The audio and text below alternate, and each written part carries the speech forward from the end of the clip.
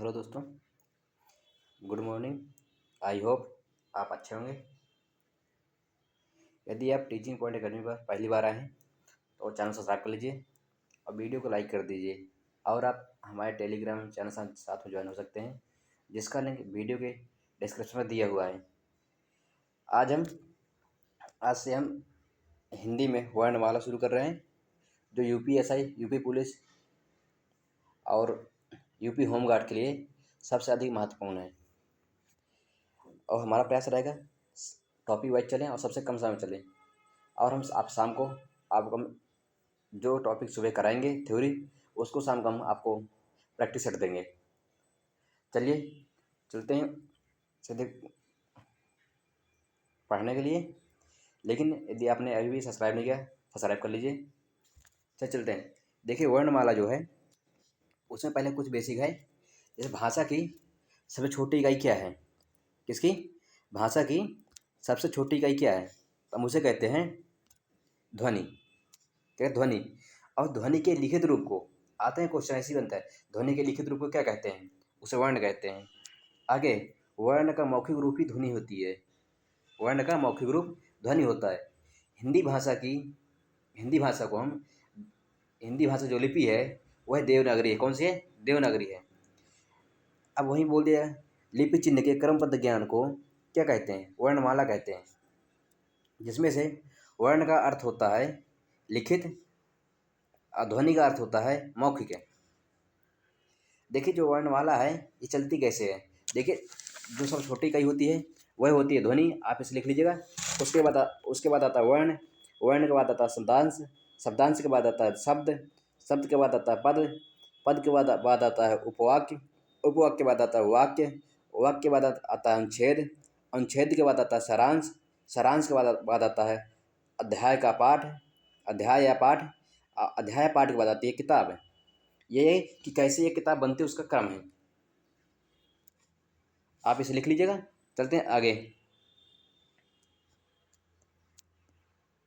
देखिए, जब वर्णमाला को पढ़ेंगे तो उसमें मुख्यतः दो पढ़ेंगे, एक स्वर और व्यंजन। देखो, स्वर हम किसे कहते हैं? स्वर वे शब्द होते हैं जिनका उच्चारण हम स्वतंत्र रूप से करते हैं। जैसे आ, ई, उ, ए, आई, ओ, औ। ये क्या? ये स्वर है। और स्वर की जो संख्या है वह 11 होती है, आ से लेकर के औ तक। कितनी संख्या होती है? स्वर की संख्या 11 होती है। कहाँ से? आ से लेकर के औ तक। और स्वर कहते हैं, किसे कहते हैं? जिनका उच्चारण हम स्वतंत्र रूप से करते हैं, उसे कहते स्वर कहते हैं। अब व्यंजन क्या है? जो वर्ण स्वर की सहायता से बोले जाते हैं उसे व्यंजन कहते हैं। क्या? जो वर्ण स्वर की सहायता से बोले जाते हैं उसे व्यंजन कहते हैं। देखिए, अभी जो यहाँ पर वर्ण दिए गए हैं, का, ख, ग, घ और ह तक, व्यंजन कहाँ तक? वो हा तक होते हैं, का से लेकर हा तक। लेकिन इसमें भी देखो, का के नीचे हलंत है। हलंत मतलब आधा। जब हम किसी व्यंजन से स्वर को हटा लेंगे तो यह आधा वाक्य बन जाता है। और हम कभी भी स्वर के बिना व्यंजन को नहीं बोल सकते। आप बोल के दिखाइए, का कहिए, का, फिर भी आ आएगा, क्योंकि हम स्वर के बिना व्यंजन को नहीं बोल सकते। और स्वर कहाँ से कहाँ तक है? का से लेकर के हा तक है। आगे समझ क्या परिभाषा की? वे जो वर्ण स्वर की सहायता से बोले जाते हैं उसे व्यंजन कहते हैं। चलते हैं अगले में। भाषा, इसमें तक आपके यूपीएसआई हो, यूपी पुलिस हो, यूपी कांस्टेबल हो, जितना हम बता देंगे उससे एक भी क्वेश्चन बाहर नहीं आएगा जो टॉपिक हम करा रहे हैं। आपका दिए गए भाषा। भाषा शब्द जो है संस्कृत के भाष नामक धातु से निकला है। किससे? संस्कृत के भाष नामक धातु से निकला है। किससे निकला है? संस्कृत के भाष नामक धातु से निकला है। अपनी बात को एक दूसरे तक पहुंचाने के लिए हम जिस भी माध्यम का प्रयोग करते हैं अपनी हम बात को, जैसे हम आपको जो हम बोल के बता रहे हैं, ये भी हमारी भाषा एक, जो अब तक हम अपनी बात तक पहुंचा रहे हैं, यह एक भाषा है। क्या? अपनी बात को दूसरों तक पहुंचाने के लिए हम जिस भी माध्यम का प्रयोग करते हैं उसे हम क्या कहते हैं? भाषा कहते हैं। चलते हैं आगे चलते हैं। अब देखिए, अब भाषा के प्रकार क्या हैं? भाषा मुख्यतः 3 प्रकार होती है। एक होती है मौखिक भाषा, एक होती है लिखित भाषा, एक होती है सांकेतिक भाषा। कौन सी? मौखिक भाषा। मौखिक भाषा भाषा कौन सी है? जो हम आपस से बोल रहे हैं, यह एक मौखिक भाषा है। जब हम किसी भी व्यक्ति से बातचीत करने का प्रयोग करते हैं, मौखिक मौखिक भाषा है। और लिखित भाषा क्या है? जब बुक में किताबों में लिखते हैं अपने लेटर पत्र जो लिखते हैं, वो लिखित भाषा है। और संकेतिक भाषा है, जैसे आप लोग इस बहुत सारे लोगों को देखते होंगे, वो संकेत तो बात कर लेते हैं, ठीक। वह क्या? संकेतिक भाषा है। और देखिए भाषा का जो विकास है हिंदी भाषा का कैसे हुआ है? देखिए पहले कौन सी भाषा थी? पहले थी संस्कृत हमारी। संस्कृत के बाद पाली आई। पाली के बाद क्या आया? प्राकृत आई। प्राकृत के बाद क्या आया? अपभ्रंश आई। अपभ्रंश के बाद क्या आई? हिंदी आई। अब यहीं पर हिंदी की हिंदी की कितनी उपबोलियाँ हैं? उपभाषाएं 5। हिंदी की कितनी उपभाषाएं हैं? 5 है। कौन कौन सी हिंदी है? एक है जो पश्चिमी हिंदी है। पश्चिमी हिंदी जो सौर सैनी अपभ्रंश से निकली है। किससे निकली है पश्चिमी हिंदी? पश्चिमी हिंदी सौर सैनी अपभ्रंश से निकली है, इसे भी लिख लीजिएगा। और जो हमारी पूर्वी हिंदी है, पूर्वी हिंदी हमारी अर्धमगधी से निकली है। अब बिहारी हिंदी है जो हमारी, कौन सी? बिहारी हिंदी, ये मगधी अपभ्रंश से निकली है। और अगले हमारी हिंदी है राजस्थानी हिंदी, यह हमारी पैसाची अपभ्रंश से निकली है। अब हमारी लास्ट हिंदी है जो पहाड़ी हिंदी, यह हमारी खास अपभ्रंश से निकली है। किससे? खास अपभ्रंश से निकली है। अब वहीं हिंदी कितनी बोलियां हैं? 17 बोलियां। कितनी? हिंदी की 17 बोलियां हैं। चलते अगले में देखो, अब आ गए स्वर्ण। पहले स्वर पढ़ेंगे, फिर व्यंजन पढ़ेंगे। स्वर दिए गए जिन वर्णों का उच्चारण हम स्वतंत्र रूप से होता है उसे हम स्वर कहते हैं। देखो स्वर की कुल संख्या कितनी है? 13। लेकिन मूलतः स्वर की संख्या कितनी है? 11। कितनी? आता है क्वेश्चन, स्वर की कुल संख्या कितनी है? तो आप लगाएंगे टिक 13। जब लिख दिया गया कि मूलतः स्वरों की संख्या कितनी है, तो आप लगाएंगे 11। अब देखिए व्यंजनों के विभिन्न प्रकार के उच्चारण को स्पष्ट करने के लिए, जैसे पहले बताया है, जब व्यंजन के साथ स्वर का योग करते हैं तो स्वर अपने मूल रूप में न रह आकर जिस रूप में आते हैं उसे स्वर की मात्रा कहते हैं। जैसे आ की मात्रा क्या? ऊपरी डंडा। और ये कौन सी है?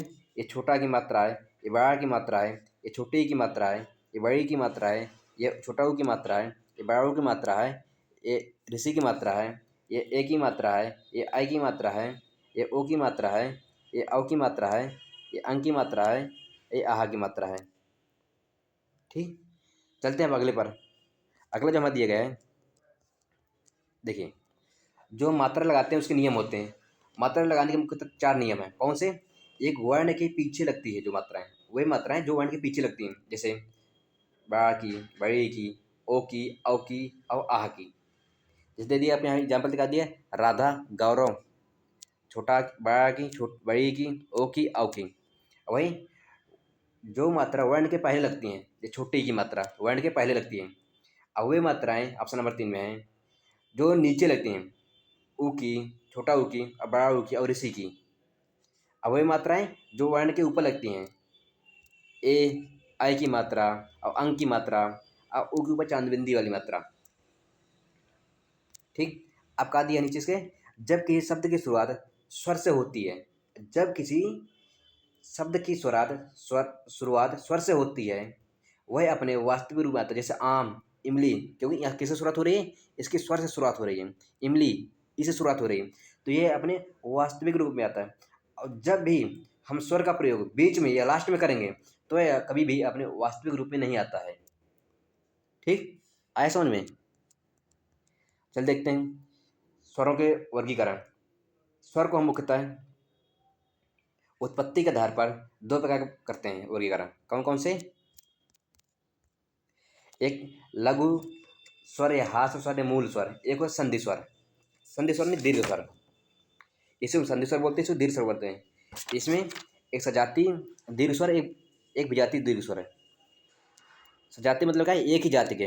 अब विजातीय मतलब क्या है? जो जिनकी जाति अलग अलग होती है। जैसे हर स्वरों में हाथ स्वर कौन कौन सा है? छोटा आ, छोटी ई, छोटा ऊ और ऋषि।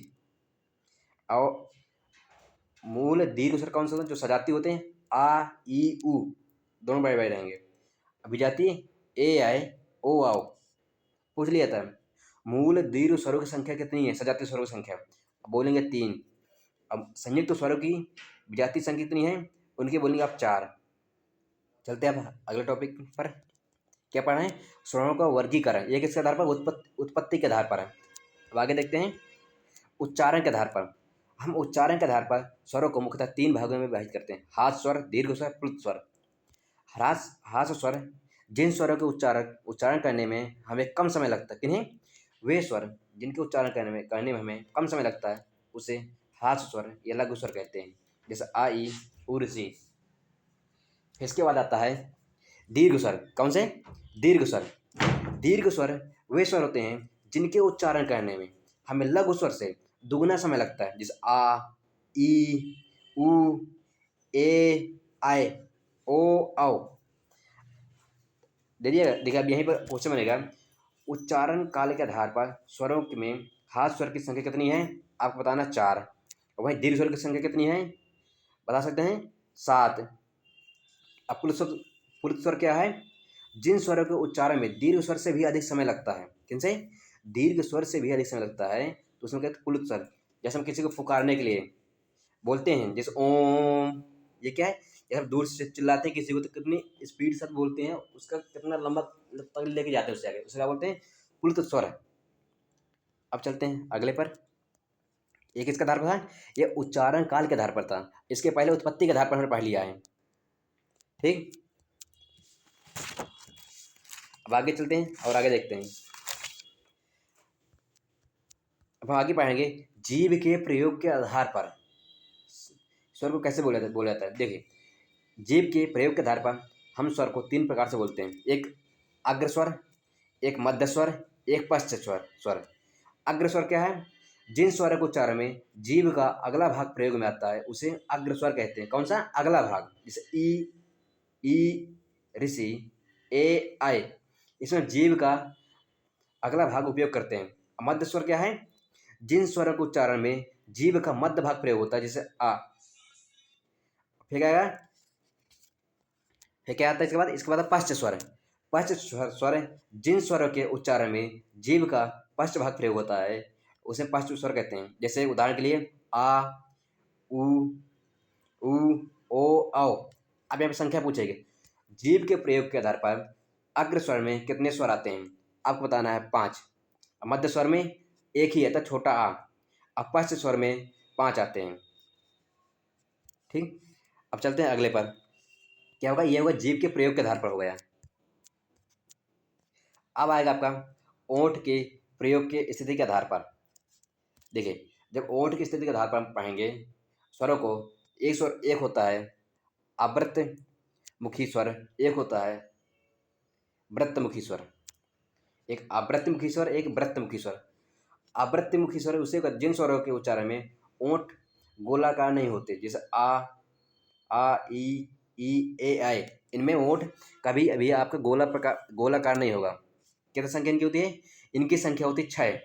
अब वृत्त के आधार पर जिन स्वर के उच्चारण में ओंठ गोलाकार हो जाता है बोलने पर उसे हम वृत्त मुखी स्वर कहते हैं, जैसे उ, ओ, औ। इनकी संख्या कितनी होती है? 4 होती है। कितनी होती है? 4 होती है। अब देखते हैं आगे चल के। अब आगे आपका आता है जो अयोग वाय की संख्या होती है वह 2 कितने अयोग होते हैं? 2। एक होता है अनुस्वार अयोग वाय, एक होता है विसर्ग अयोग वाय। अनुस्वार किसे बोलते हैं? अंगा को बोलते हैं। विसर्ग बोलते हैं हम आहा को। देखो, जो अंगा है इसकी बिंदी ऊपर लगती है जिसे शीर्ष वर्ण कहते हैं, और आहा जो बिंदी जो पीछे लगती है इसे पार्श्व वर्ण कहते हैं। ठीक, आपको याद करना है, पूछ लेगा अयोग वाय की संख्या कितनी है तो आपको बताना है हमेशा 2 होती है। अब आगे चलते हैं।